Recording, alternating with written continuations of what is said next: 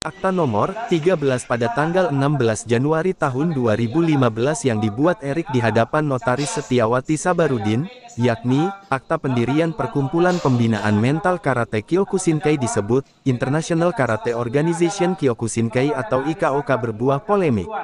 Polemik pembuatan akta yang dibuat Erik dengan yang dibuat Liliana Herawati berbuah yang menjerat Liliana Herawati ditetapkan sebagai terdakwa atas sangkaan jaksa penuntut umum dari Kejaksaan Negeri Surabaya yaitu, jeratan pasal 263 dan pasal 266. Kedua kubu saling lapor karena saling klaim keabsahan akta. Usai sidang juru bicara Perkumpulan Pembinaan Mental Karate Kyokushinkai yakni, Abdul Wahab Adi Negoro di hadapan para awak media mengatakan, ada miskomunikasi di antara keduanya. Lebih lanjut, terdakwa adalah ahli waris pendiri Perkumpulan Karate Kyokushinkai merasa tidak mau mundur dari jabatan terkait adanya arisan di lingkup Perkumpulan Karate Kyokushinkai.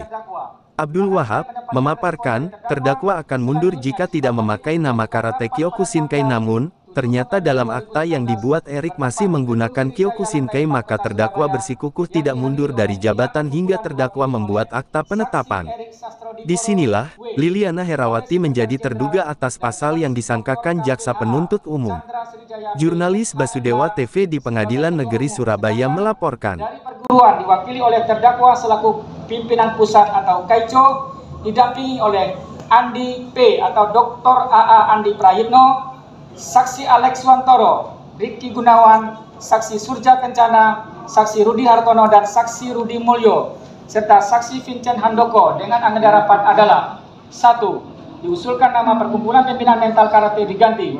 2. Diusulkan untuk Kaico sebagai alternatif mengundurkan diri. 3. Ketua DPP menyatakan berhenti. Dari agenda rapat tersebut dibuat notulen rapat yang ditandatangani oleh peserta rapat dengan hasil keputusan rapat adalah merubah nama perkumpulan dan Kaico mengundurkan diri dari salah satu pendiri.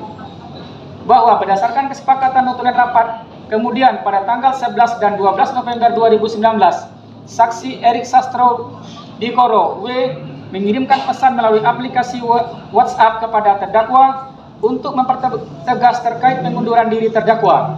Atas pengirim pesan dari Saksi Erik tersebut, kemudian terdakwa memberikan jawaban, saya menyambut baik dan setuju dengan apa yang diusulkan oleh Sinhan Srijaya, juga sesuai dengan suara terbanyak saat rapat. Namun perkumpulan dirubah dengan meniadakan nama Pembinaan Mental Karate. Kemudian saya keluar dari perkumpulan tersebut sehingga Perguruan Pembinaan Mental Karate yang saat ini terpisah dengan perkumpulan. Kemudian pada bulan Februari 2020, Saksi Erik bersama dengan Saksi Kennedy Kaulusan, Saksi Hadi Susilo, mendatangi terdakwa di rumahnya yang berada di Jalan Imam Bonjol atas nomor 20-20A Kota Batu. Dalam pertemuan tersebut, Saksi Erik menyerahkan fotokopi notulen rapat tanggal 7 November 2019. Kemudian kepada terdakwa diberitahukan apabila keputusan rapat perkumpulan menolak mengganti nama perkumpulan yang sudah berbadan hukum, karena bila diganti akibatnya arisan akan kacau. Selanjutnya dipertanyakan tentang pengunduran diri terdakwa dari perkumpulan dan dijawab dengan tegas oleh terdakwa, saya tetap keluar dari perkumpulan agar bisa membesarkan yayasan. Setelah mendapatkan penegasan tentang pengunduran diri terdakwa, kemudian dibuat akta pernyataan keputusan rapat nomor 16 tanggal 18 Juni 2020 yang berisi terdakwa mengundurkan diri atau keluar sebagai pendiri. Selanjutnya dibuat akta nomor 17 tanggal 18 Juni 2020 yang dibuat di hadapan Notaris Setiawati Sabarudin yang telah mendapat pengesahan dari Kemenkumham pada tanggal 10 Februari 2020 dengan struktur organisasi sebagai pendiri perkumpulan adalah Dr. KPHA Chandra Srijaya dan Bambang Irwanto. Bahwa kemudian sekitar bulan September atau Oktober 2021 ketika terjadi pertemuan di Batu, terdakwa menanyakan kepada Saksi Erik tentang keberhasilan melaksanakan arisan yang dikelola oleh perkumpulan.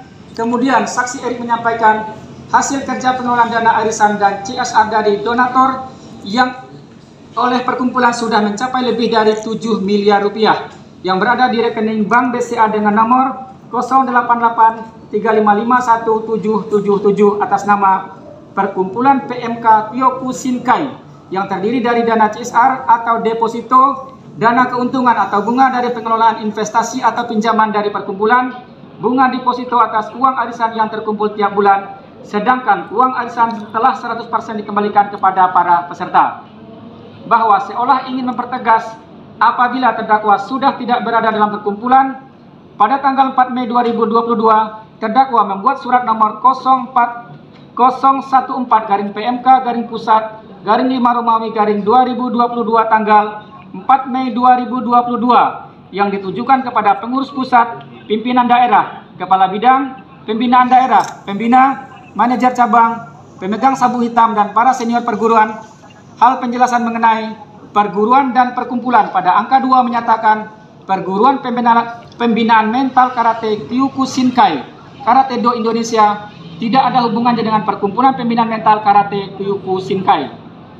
Bahwa setelah mendengar keberhasilan pengelolaan arisan yang telah mencapai 7 miliar rupiah, timbulnya terdakwa untuk mencabut pengunduran dirinya sebagai pendiri dari perkumpulan dengan cara pada tanggal 6 Juni 2022, terdakwa menyuruh notaris Dr. A. Andi Prayitno untuk memasukkan keterangan yang tidak benar dalam akta nomor 8 tanggal 6 Juni 2022 dengan cara terdakwa menyatakan tidak pernah mengundurkan diri dari perkumpulan pembinaan mental karate Kyokushinkai, disebut juga International Karate Organization Kyokushinkai-kan. Setelah terdakwa berhasil membuat akta nomor 8 tanggal 6 Juni 2022, kemudian terdakwa menggunakannya untuk dijadikan dasar pelaporan terhadap saksi Erik Sastrodikoro di Mabes Polri, padahal diketahui senyatanya terdakwa telah menyatakan mengundurkan diri. Namun di dalam pembuatan akta nomor 8 tanggal 6 Juni 2022, terdakwa bertindak seolah-olah tidak pernah mengundurkan diri berdasarkan notulen rapat tanggal 7 November 2019. Berdasarkan pernyataan langsung dari terdakwa yang disaksikan oleh saksi Erik Sastrodikoro, saksi Kennedy Kawulusan, dan saksi Hadi Susilo, kemudian berdasarkan akta nomor 16 tanggal 18 Juni 2020 tentang pengunduran diri terdakwa. Akibat perbuatan terdakwa yang menggunakan akta nomor 8 tanggal 6 Juni 2022 sebagai dasar laporan polisi di Mabes Polri mengakibatkan saksi Erik ataupun perkumpulan mengalami kerugian material karena harus mengeluarkan biaya transport maupun operasional selama pemeriksaan di Mabes Polri Jakarta lebih kurang sejumlah Rp263.933.600 atau kira-kira jumlah tersebut, dan mengalami kerugian imaterial berupa adanya laporan polisi tersebut telah menyerang secara pribadi, berdampak langsung atau tidak langsung merugikan nama baik saksi Erik Sastrodikoro atau perkumpulan. Perbuatan terdakwa sebagaimana diatur dan diancam pidana dalam pasal 266 ayat 1 KUH pidana, atau kedua, perbuatan terdakwa sebagaimana diatur dan diancam pidana dalam pasal 266 ayat 2 KUH pidana. Surabaya, 15 Mei 2023, penuntut umum. Dakwah, atas dakwaan itu saudara sudah mengerti? Nanti ya, untuk menanggapi dakwaan ini, saudara akan menanggapi sendiri atau diserahkan sepenuhnya ke penasihat hukum untuk menanggapi dakwaan ini. Silakan.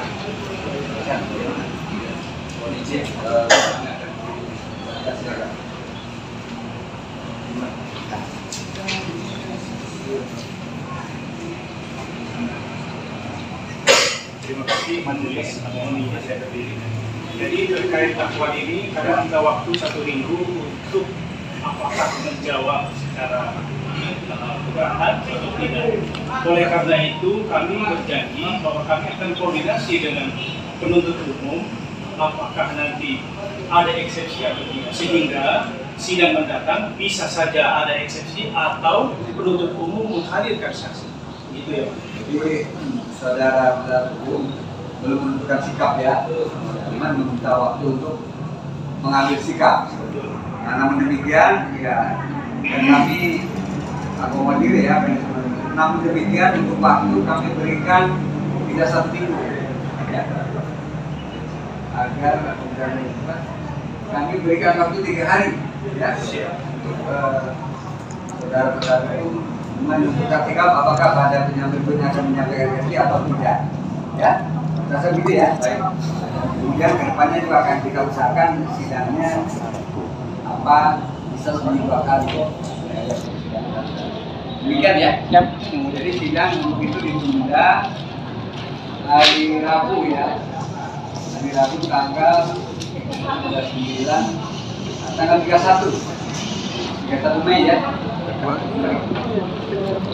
Memberikan kesempatan ke para penasihat hukum untuk menentukan sikap apakah kepentingan terdakwa akan mengajukan reaksi atau tidak ya. Ya, dan diusahakan sidangnya pagi ya. Pagi ya. Usahakan pagi ya. Ya. Mau izin ya Bu ya, andai kata hari Rabu besok ini katakanlah penasihat hukum tidak jadi mengajukan eksepsi, apakah kami boleh minta waktu bahwa kita mulai pemeriksaan saksi itu hari Senin?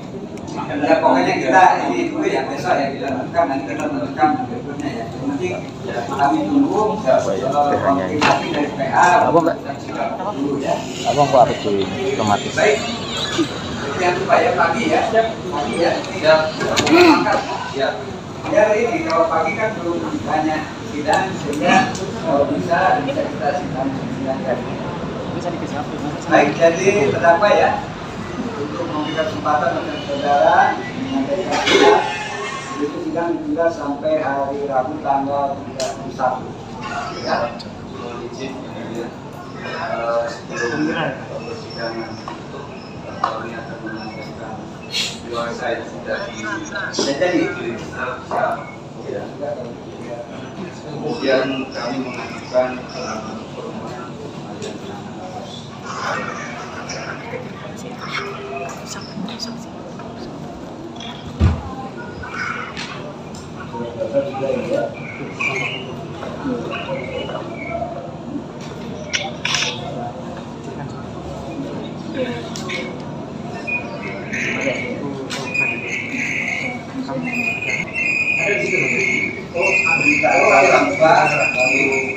Nanti kami kawal sekalian dari Rabu. Kami kawal sekalian dari Rabu karena ada rekan yang belum buat. Jadi atau gini aja, jadi paling nanti kami ini tapi tolong dilengkapi untuk lampirannya. Siap. Silakan ya kalau belum kami beri kesempatan ya nanti ya. Kalau bisa diusahakan pada sidang berikutnya sudah bisa terlengkapi. Iya boleh. Ada atau sekalian aja biarin ya. Jadi semua belum ada ininya ya. Baik, belum ada lampiran.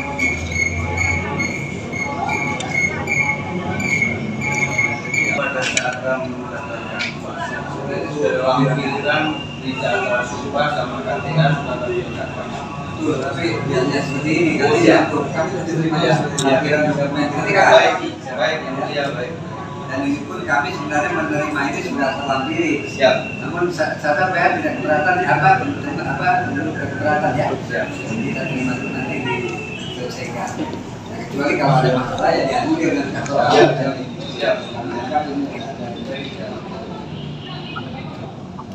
Baik ya, jadi menjelaskan kembali sidang berikutnya dilakukan 21 untuk penentuan sikap dari penasihat hukum terdakwa. Terdakwa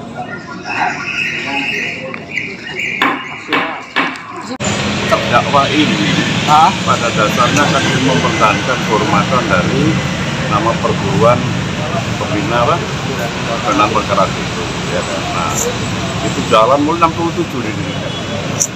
Pada tahun 2007 itu ada arisan di antara anggota, nilainya sampai kemudian 2015 dialihkan kemudian Pak Chandra Wijaya itu bilang harus dibuat perkumpulan gitu. Nah, perkumpulan yang namanya sama dengan mental pembinaan mental sama. Nggak masalah awalnya, kemudian ada sedikit clash, kemudian ada rapat di antara pengurus perkumpulan di mana Pak Sriwijaya menyuruh terdakwa ini untuk mundur dari perkumpulan pembinaan mental karate Kyokushinkai. Di dalam rapat itu ada beberapa opsi. Yang opsinya terutama Bu Liliana mau terdakwa mau mundur dari perkumpulan itu kalau nama pembinaan mental karate Kyokushinkai dirubah, nggak dipakai oleh perkumpulan. Karena itu nama yang dibawa oleh Buliana kebetulan Dewan Pimpinan Pusat dari perguruan pembina yayasan mental karate. Nah, nanti nama itu mau diambil oleh perkumpulan nggak mau Buliana ini. Saya mundur nggak apa-apa dari perkumpulan, tapi jangan pakai nama itu perkumpulan kan itu. Nah akhirnya opsinya itu, nah tiba-tiba kemudian muncul akte 16 yang dibuat oleh Sriwijaya CS, seolah-olah Buliana Chandra Sriwijaya, seolah-olah Buliana mundur dari perkumpulan. Padahal belum, karena apa? Dia nggak akan mundur kalau nama perkumpulan masih dipakai, yang namanya pembinaan mental kalau dulu Sriwijaya yang diberikan 67 tahun 67 itu. Nah, karena ada akte itu, dianggap akte itu nggak benar, maka Buliana buat penegasan, buat akte nomor 18 bahwa nomor 8 tahun 2022 yang mengatakan intinya akte itu bahwa dia tidak pernah mengundurkan diri dari perkumpulan itu. Karena kalau mengundurkan diri dengan syarat perkumpulan namanya beda gitu loh. Nah, karena ada dianggap hal yang keterangan palsu dari akte yang nomor tahun 2008, akhirnya Buliana melaporkan perkumpulan itu ke Mabes Polri yang sekarang masih dalam proses penyelidikan ya. Nah, kemudian akte yang dibuat laporan itulah kemudian dilaporkan oleh Sriwijaya ini. Chandra Sriwijaya ini seolah-olah mungkin keterangan palsu. Intinya itu aja. Chandra Sriwijaya sendiri nggak dipakai apa tuh? Dia itu dulu termasuk anggota dari perguruan gitu loh. Terus kok sampai bisa melaporkan terdakwa ini? Kok sampai bisa melaporkan terdakwa ini gimana? Itu tadi kan kemudian diselenggarakan arisan ini perguruan. Di Chandra bilang arisan ini harus punya badan hukum supaya resmi, dibuatlah perkumpulan samanya sama, arisannya diambil alih oleh pihak perkumpulan. Ada miss di situ, akhirnya rapat 15 itu Buliana disarankan mundur sama Chandra Sriwijaya. Rapat perguruan ini. Rapat perguruan. Kemudian Buliana bilang, oke, saya mundur kalau asal nama itu nggak dipakai. Kalau mau misalnya mau perkumpulan para pendekar Kaipang, ya Kaipang ya boleh. Mau jadi kan begini, kalau di Kopinggo kan ada perguruan Kaipang misalnya, atau perguruan silat. Pakai tongkat ya. Ya. Pokok yang penting nggak pakai nama pembinaan mental karate itu. Bu Liliana itu ahli waris. Nah, ini pendekar. Ahli waris dari pendiri ini.